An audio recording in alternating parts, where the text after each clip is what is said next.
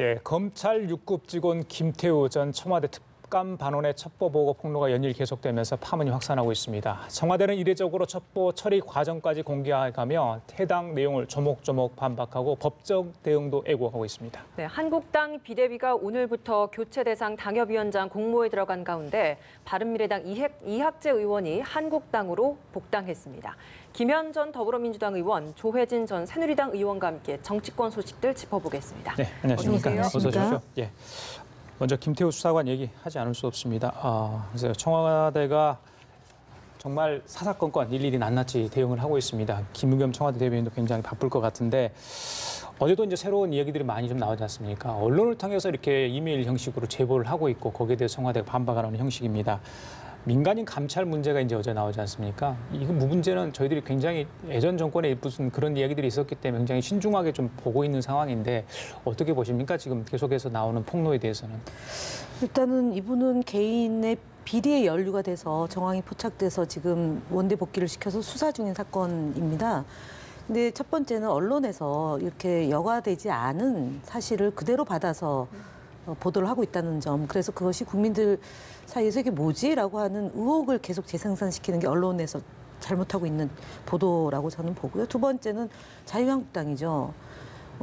이제 마치 이것이 예전 박근혜 정부 때 있었던 박관천 경정의 탄압 사례랑 이렇게 등치시켜가지고 이 사람은 지금 범죄 혐의로 수사를 받고 있는 분 아닙니까? 태우 씨. 예, 김 씨의 경우는. 근데 마치 이것이 정권으로부터 탄압을 받아서 진행되는 것이냐 지금 확대 왜곡을 하고 있습니다. 그래서 이것이 운영위원회를 소집해가지고 다뤄야 될 사안이다라고 얘기를 하고 있다는 점이 문제입니다. 그래서 무엇보다 중요한 것은 이분 김 씨의 이런 잘못된 것이 차분하게 수사가 돼서 일벌백계 돼야 될 사안입니다. 그리고 민간인을 사찰해서 과도한 조사를 했기 때문에 그 청와대에서도 경고를 했던 것 아니겠습니까?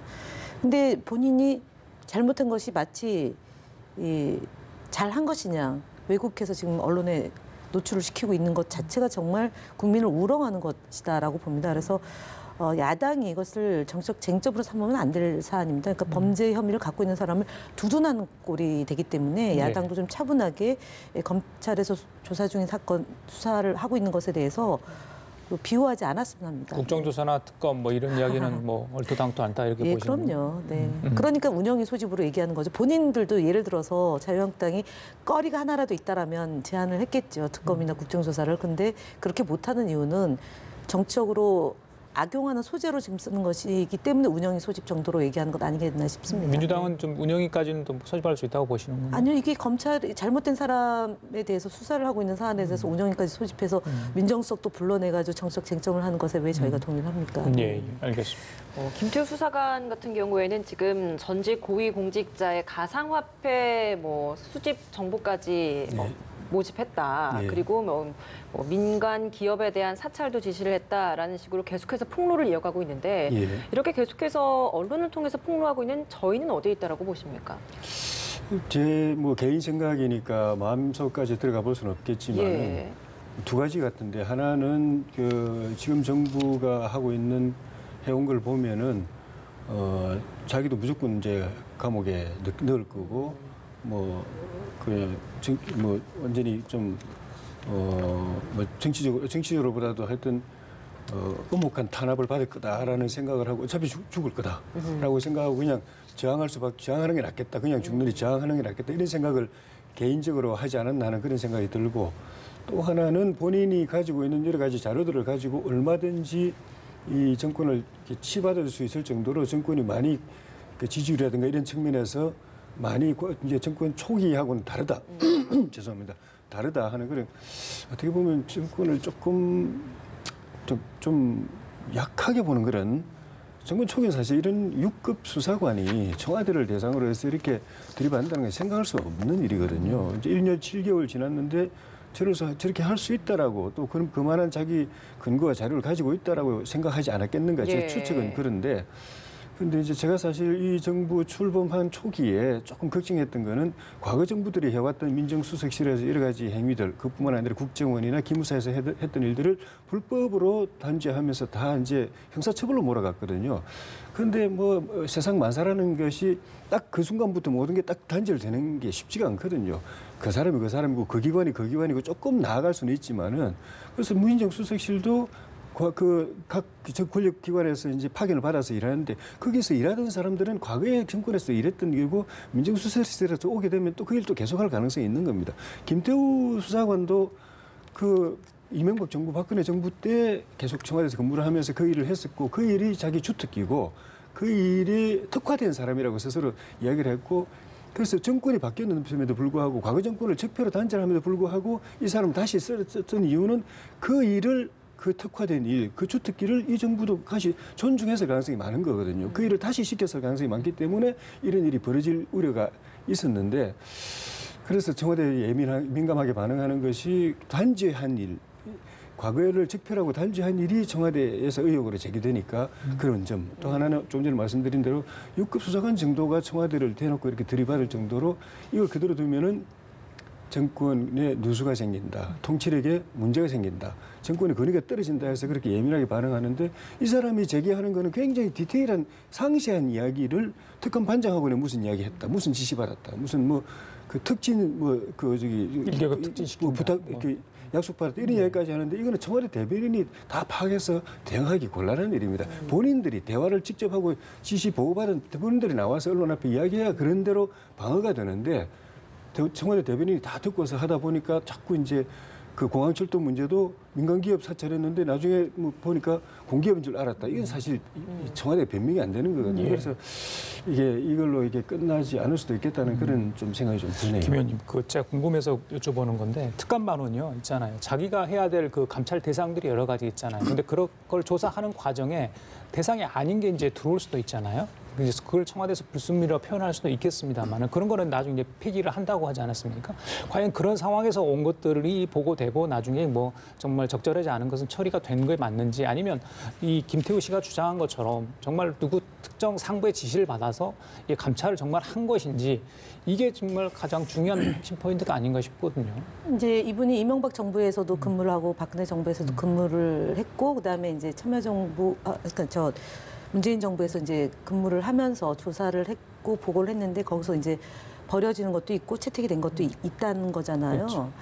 그럼 이전 정부 때 어떻게 했는지를 또다시 이제 우리가 고민해 볼 수밖에 없는 거죠. 이전 정부에 그러면은 했다는 거 아닙니까? 그러니까 관행대로 한 겁니다, 이분은. 근데 이번 정부에서는 그것이 문제가 된 거죠. 첫 번째는. 그래서 폐기를 시키니까 이제 여러 차례 보고를 하니까 폐기가 된 것도 있고 수용된 것도 있는 거잖아요. 그 과정에서 이제 그 우윤근 대사 문제가 2017년 8월 달에 이분이 보고를 하니까 그거는 대상이 아니다라고 했던 거지 않습니까? 그러면은 멈춰야 되는 거죠. 근데 또 한 거잖아요. 그 과정에서 자기가 건설업자의 그 수사 과정을 그건 감찰을 하면 안 되는 내용이지 않습니까? 본인 재척 사유가 있는 건데 그랬으니까 원대 복귀를 하고 이 사람에 대한 수사가 되는데 주고받은 문자가 확인이 된 거잖아요. 그래서 결국은 그것뿐만이 아니지 않습니까? 그 자기가 또 뭐 사급으로 가려고 몇 번 찾아가 사다가 그것도 막히고 또 다른 자리를 이동하려고 또 막히고 그런 것들이 이제 도저히 안 되는 상황이니까 보내서 수사를 했는데 그 과정에서 이제 본인이 억울하다라 하면서 역 정보를 만들어서 그러니까 소위 말하는 이명박 박근혜 정부 때 했던 감찰을 하지 말았어야 되는 것을 한 것을 그 이제 소위 기술을 부린 거란 말입니다. 그래서 제가 볼 때는 이것이 무슨 공직기강의 해이다, 뭐 몇 급이 어쩔 수 있느냐 급수의 문제가 아닙니다. 그러니까 부급 말단에서도 사건은 벌어질 수 있는 것이고요. 고위직에서도 벌어질 수 있는 겁니다. 그렇기 때문에 이분이 해야 될 것은 그 소위 공공기관에 대한 감찰, 그다음에 대통령이 지명했던 기관의 사람에 대한 감찰인 거지 전직 총리의 아들의 문제를 가지고 뭘 보고서를 냈다 내지는 또 민간에 대한 보고서를 냈다. 그래서 그것은 감찰 반장회에서 아닌 걸로 폐기됐다라는 거잖아요. 그래서 이것을 왜 이렇게 자세히 청와대가 하느냐 내지는 대변인이 하느냐라는 건 뭐냐면 대통령을 직접 겨냥할 수는 없으니까 민정수석을 겨냥해서 지속적으로 흔들었던 거 아닙니까? 그렇기 때문에 대변인이 그 공적으로 대변할 수밖에 없는 거고요. 사실은 청와대에서 나오는 사안에 대해서 대변인은 그동안 기자들하고 오랫동안 소통을 해왔기 때문에 기자들이 신뢰관계를 갖고 질문을 하고 답변을 듣는 거 아니겠습니까?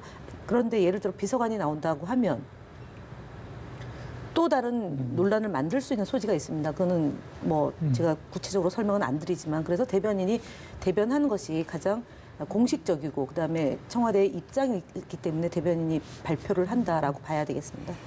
우윤근 주로대사 금품 수수 의혹에 대한 폭로가 사실 이번 김태우 수사관의 첫 번째 폭로였는데 이걸로 시작을 통해서 이제 이야기가 좀 커지지 않았습니까? 근데 사실 이게 검찰이 수사 과정을 하나둘씩 공개를 하면서 왜 이걸 본격적으로 수사를 하지 않았는지에 대해서 설명을 한 부분에 있어서 의문이 들었던 부분 중 하나가 절차상의 문제는 없지만 유력 정치인이 금품을 수수했다라는 의혹이 좀 제기가 됐다라고 한다면 그 당시에 검찰도 내사나 이런 식의 조사를 좀 착수해야 되지 않았을까라는 의문은 들거든요. 아니, 그러니까 박근혜 정부 때지 않습니까? 그다음에 이 내사든 그 사건 관련자들이 조사가 있었는데 그 조사를 하다 보니까 안 맞는 내용들이 나와서 일단은 폐기가 된 거고 그것도요. 그다음에 2017년 8월인가 이분이 김 조사관이 그걸 들고 왔는데 그때는 대상이 아니라는 거잖아요. 그다음에 우윤근 주로 대사를 갈 때 그때는 들여다봤는데 상황이 이미 종료된 것이고요.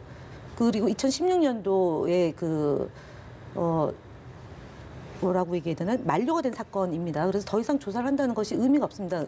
의미가 없는 공소시효 것이었고 공소시효가 만료된 건인데 그것에 대해서 본인도 사실관계가 아니라고 얘기했던 거고 검찰에서도 그것이 무혐의 처분이 된 건데 그 특감반에 있는 반원이 이것이 문제가 있다고 제기한다고 해서 청와대가 또 들여다봐야 되느냐라는 건 아니라고 봅니다. 그리고 우윤근 대사에 따르면 이분에 의해서 2번에 걸쳐서 그 겁박을 받았다는 거잖아요. 그때 박근혜 정부 시절 얘기입니다. 그러니까 이 부분에 대해서 본인이 다시 얘기하는 것은 유력 정치인 내지는 현직의 대사를 끌어들여야지만 파급력 있게 지금처럼 논의가 되는 것 아니겠습니까? 본인의 비리를 감추기 위한 또 하나의 수단이죠. 기술을 부린 거다라고 저는 보는 거죠. 하나만 더 확인하고 다음 주제로 넘어갈게요. 우윤근 주로대사 이 재외공관장 회의 왔다 사실 어떻게 보면 봉변을 당한 건데 어제 이제 출국을 하지 않았습니까? 출국하는 모습 어떻게 보면 좀 안타깝기도 했습니다만은 좀 분명히 방금 이야기한 것처럼 검찰 조사 과정에 좀 안 맞는 부분이 있어요.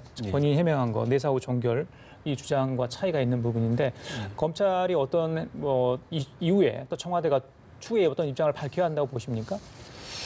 청와대는 어쨌든 국민적 의혹이 제기되고 있는 부분에 대해서 또 해명하고 또 해소할 건 해야 되는 게 맞은데 좀 전에 말씀드린 것처럼 이 김태우 특검 수사관이 제시하는 거는 굉장히 구체적으로 심지어 조금 이렇게 소소한 대화까지도 이야기를 하고 있는데 그거를 그때 상황에 바로바로 대변인이 그 당사자들한테 특검 반장한테 물어보고 반부패 비서관한테 물어봐가지고 전달해서 기자들에게 이야기한다는 게 사실 쉽지가 않습니다. 그러다 보니까 좀 전에 말씀드린 그 공항철도 민간 그 사기업인데 공기업인 줄 알고 지시했다 이런 이야기가 나오고 좀 전에도 그 우윤근 러시아 대사 같은 경우에 청와대에서는 박근혜 정부 시절에 검찰이 수사해서 불기소 처분했다라고 이야기했는데 확인해 보니까 수사 자체가 없었습니다. 그러니까 그 제이 씨라는 사람이 검찰에다가 고발한 건은 다른 사기 사건이었는데 그게 이제 그 자기 뜻대로 처리가 안 되니까 그 다음에 진정서를 넣었는데 진정서에 그걸 언급을 한 겁니다.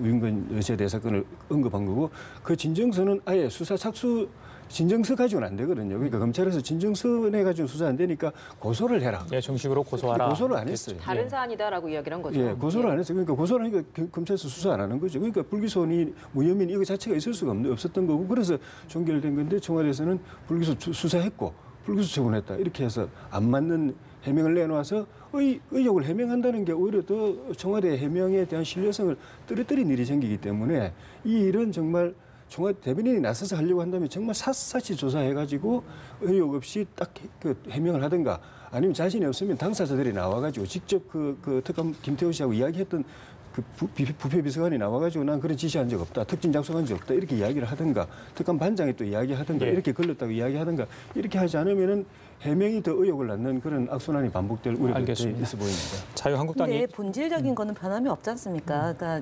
2016년도에 이미 종결이 된 사안이고 그것을 다시 들고 와서 그 특별감찰반, 그러니까 이명박 박근혜 정부 때 했던 것을 다시 들여다 보라고 한 건데 그것은 이미 끝난 사안이다라고 해서 소소하게 얘기되는 것 가지고 마치 큰 것이냐 하는 것은 제가 볼 때는 안 맞다. 그러니까 지금 범죄 혐의가 있는 분에 대해서 수사를 제대로 하라라고 얘기를 안 하고 있는 게 문제입니다. 지금 그 우리 조혜진 검찰도 의원님도 이제 정식 수사에 착수를 아니 그러니까 했죠. 제가 예. 그 특감 반원이 잘못한 것에 대해서는 얘기를 안 하고 소소하게 예를 들어서 해명하는 과정에서 조그만 실수가 있다거나 이런 것들이 지금 아주 큰 것으로 얘기하는 것에 대해서는 저는 온당하지 않다. 지금 범죄자의 범죄를 두둔할 수는 없는 거 아닙니까? 예, 그래요. 알겠습니다. 자유한국당 얘기 좀 하겠습니다. 당협위원장 공모 절차 오늘부터 들어간다고 하죠. 지난번에 이제 첫 당협위원장 교체 명단 발표했는데 21명 명단 보셨을 겁니다. 생각보다 좀 잠잠하다, 반발이 좀 턱다 이런 얘기고요. 여론의 추이를 좀 지켜보는 상황 아닌가, 아니면 내년 전대 이후에 뭔가 달라질 걸 기대하고 있는 거 아닌가, 뭐 여러 가지 이야기가 나오는데 어떻게 보십니까? 그러니까 현역 의원이 당협위원장을 갖고 있으면 이제 내후년에 있을 총선에서 활동하기 그러니까 더 용이하기 때문에 그렇지만 국회의원으로 활동을 일단 한다는 것은 뭐 변함이 없는 거 아니겠습니까? 두 번째로는 말씀대로 그 내년에 2월 달에 전당대회가 있고 지도부가 누가 들어서느냐에 따라서 공천이 진행되기 때문에 지금 비대위원장에서 이렇게 당협위원장이 그만두게 됐다고 해서 출마가 곧 불출마로 이어지는 것은 아니다라는 거고요. 세 번째는 지금 21명 중에 그 이제 기소가 돼서 당원권이 정지되신 분이 11분이고요. 그다음에 불출마를 약속하신 분들이 아마 거의 5분 정도 되고, 그래서 현실적으로 존재감이 없는 국회의원, 대여 투쟁을 별로 안 한 존재감이 없는 의원 내지는 지방선거 패배에 대한 책임까지 이제 김용태 사무총장이 지고 6명이 이제 그 사실상 당협위원장을 그만두라라고 했고 공모 절차를 들어가는데, 지금 홍문정 의원이 반발하고 이은재 의원이 반발하고 있지 않습니까? 그리고 나머지 의원들은 사실은 출마를 안 하겠다라고 이미 공언한 분들이 있고,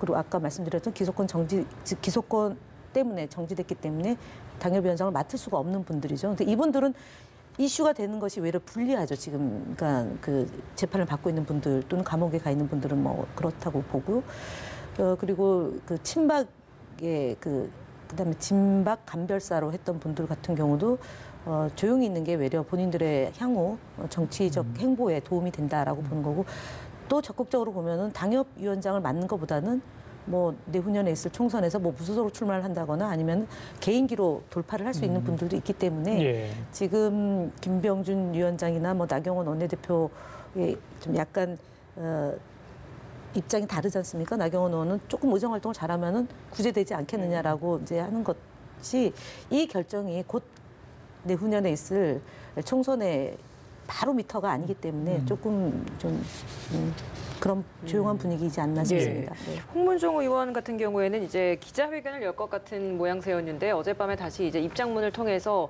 반기를 들 생각이 없다라는 의견으로 좀 정리를 한 것 같고, 사실 짚어주신 것처럼 실효성에 대한 문제는 계속 나오고 있는 것 같아요. 전당대회 이후에 다시 구제될 가능성도 있지 않을까라는 의문은 계속 남거든요. 어떻게 보십니까?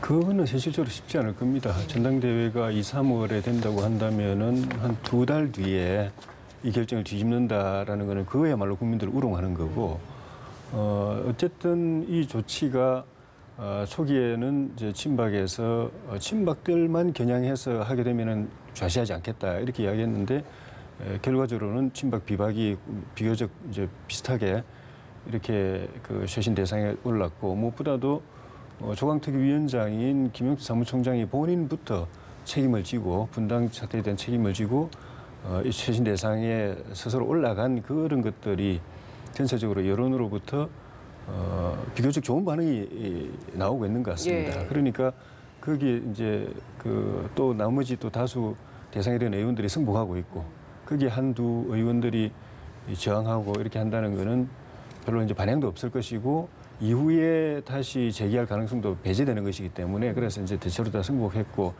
그게 2월 전당대회에서 본인이 지지하는 지도부가 들었으면 구제되지 않겠는가라는 기대가 당사자는 있을 수 있지만은 그건 쉽지 않을 거고 굳이 가능성이 있다면 한 1년쯤 뒤에 내년 연말이나 후년 초에 공천할 때 그 사이에 정치 상황의 변화나 또 본인에 대한 평가의 변화, 나경원 대표 이야기한 것처럼 열심히 해가지고 당에 기여하고 해서 평가의 변화가 생기면은 공천에서는 구제될 가능성이 있어 보이는데 그런 국민들이 납득할 만한 그런 변화가 아닌데 단지 이제 이런 뭐 정치적인 이유 때문에 다시 복권시켜 준다고 한다면은 현실적으로 쉽지 않은 게 총선 앞두고는 표 얻기 위해서 민심 얻기 위해서 평소보다도 더 강한 쇄신을 합니다. 그렇죠. 엄청난 쇄신을 하는데 그런 쇄신이 아닌 후퇴하는 듯한 모습의 조치를 공천을 통해서 당이 한다는 것은 기대하기 어렵기 때문에 정말 본인을 구제하는 것이 쇄신이라고 국민들에게 보여지는 상황이 온다면은 그럴 수 있겠지만은 그렇지 않다면은 쉽지는 않을 것 같습니다. 알겠습니다. 마저 조 의원께 여쭤볼게요. 예. 바른미당 이학재 의원 오늘 뭐 기자회견을 갖고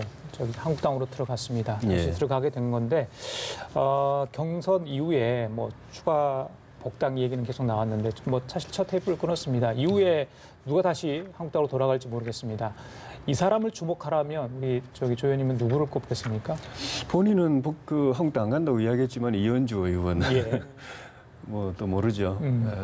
계속 이야기 나오고 있고 그리고 유승민 대표와 가까운 지상욱 의원이나 또 유희동 의원 예. 그리고 오신환 의원 그리고 중진이지만 정병국 의원. 정병국 의원은 약간 그런 의사도 좀 피력한 바도 있고 나머지 그 세 의원은 대체로 유승민 대표하고 행동을 같이 할 것으로 보이는데 유승민 대표 본인은 대선까지 나간 그런 무게 있는 정치인이기 때문에 함부로 이게 또 이미 마음으로는 그 내부가 갈라서 있다고 다들 보는데 예. 바로 당적을 옮겨 이렇게 하기는 어려울 텐데 유승민 대표가 움직일 수 있는 명분과 틀이 만들어질 때까지 나머지 의원들도 같이 있다가 같이 행동할는지 예. 아니면 선도적으로 먼저 가서 뭘 할는지 그거는 조금 변수로 남아 있는 것 같습니다. 예.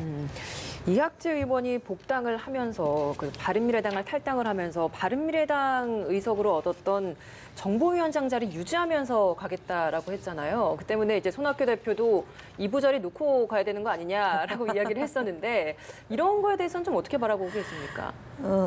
상도의에 어긋나는 행동이죠. 그러니까 본인은 뭐 선례가 바른미래당. 있다고 계속 이야기하던데.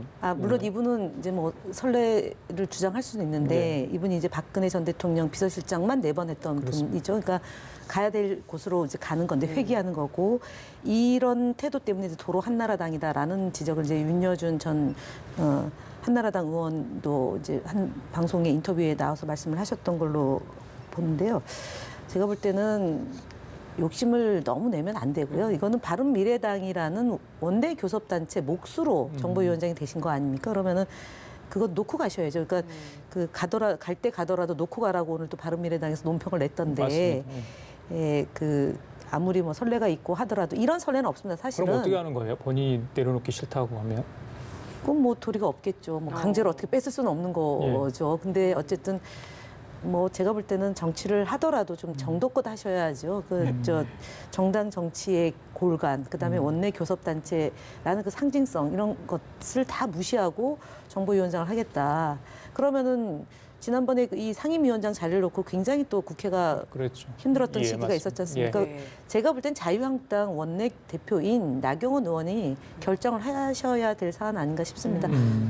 내려놓으라고 원내대표가 좀 그러니까 얘기를 새로운 해야죠. 당을 만들어서 이전에 있던 당에서 이쪽으로 옮길 때 자기가 상임위원장이었으면 그걸 가져가는 사례는 있었는데 이처럼 탈당 후에 복당을 하면서 이 상임위원장 자리를 가지는 사례가 있는지 모르겠어요. 어떻게 좀 정리를 해야 되는 건가요? 이학재 의원은 그런 사례가 있다고 그러는데 제가 구체적으로 기억이 안 나서 어떤 사례를 두고 이야기한지 모르겠는데 사실 애매한 부분이 있습니다. 그러니까 사실은 원내 상임위원장 자리는 당이 협상해가지고 당 몫으로 하는 게 정치 현실인데 근데 절차상으로 보면은 당에서 임명하는 게 아니고 국회 본회의에서 개개인이 어떻게 보면은 그 출마 비슷한 그 형태로 해서 전체 여야 의원들의 투표로 결정됩니다. 그러니까 그런 측면에서는 또 이제 이런 주장을 할 수도 있는데 그래서 이런 논란이 그전에도 있었거든요. 그래서 뭐 정치 도의 이야기도 나오고 그랬는데 그런 논란이 없게 하려면 깨끗하게 그냥 국회 규정을 둔다든지 해가지고 상임위원장 되고 난 뒤에 될 당시에 자기 당적에서 이탈하는 경우에는 뭐 이제 그 상임위원장을 내놓아야 된다라든가 이런 규정을 두는 것이 저는 깨끗하게 정리하는 거 아닌가 싶네요. 아니 근데 예. 상식적으로 놓고 보면 아까 얘기했던 당과 당이 협상을 해서 선출한 것은 하나의 그 형식적인 절차를 받는 거지 않습니까? 예를 들어서 지난번에 이제 여야가 바뀌었는데 운영위원장 자리를 고집해서 결국은 그거는 양해하에 이제 그때 그 저희가 정부가 바뀐 뒤에 그냥 야당이 운영위원장을 임기를 마친 건 있습니다. 그때 원내대표가. 근데 이런 경우는 사실은 없습니다. 그러니까 탈당해서 당적이 없어졌다가 다시 이제 그 당으로 가면 복당이 되는 거지 않습니까? 그러면 바른미래당 시절에 정보위원장을 했는데 자유한국당으로 바뀌었는데 그걸 그대로 가져가겠다. 네. 그거는 선출직은 가능한데 근데 국회의원들이 선출했기 때문에 본인이 직을 유지하겠다. 이거는 그러면은 뭐 당이 이합집산돼서 새롭게 다 만들어지면 그 직을 다시 놓고 선출을 하는 거이기 때문에 제가 예. 볼 때는 아까 말씀드렸던 것처럼 나경원 원내대표가 결정을 하셔야 예, 됩니다. 제가 좀 찾아보니까 상임위원장 거취 문제, 본회의의 동의를 얻어 그 직을 사임할 수 있다고 이렇게만 규정이 돼 있다고 합니다. 사퇴를 강제할 법적 근거는 마땅치 않다. 이렇게 지금 돼 있는 것 같습니다. 알겠습니다. 자, 지금까지 김현 전 더불어민주당 의원, 조혜진 전 새누리당 의원 두 분과 함께 얘기 나눠봤습니다. 말씀 잘 들었습니다. 고맙습니다. 고맙습니다.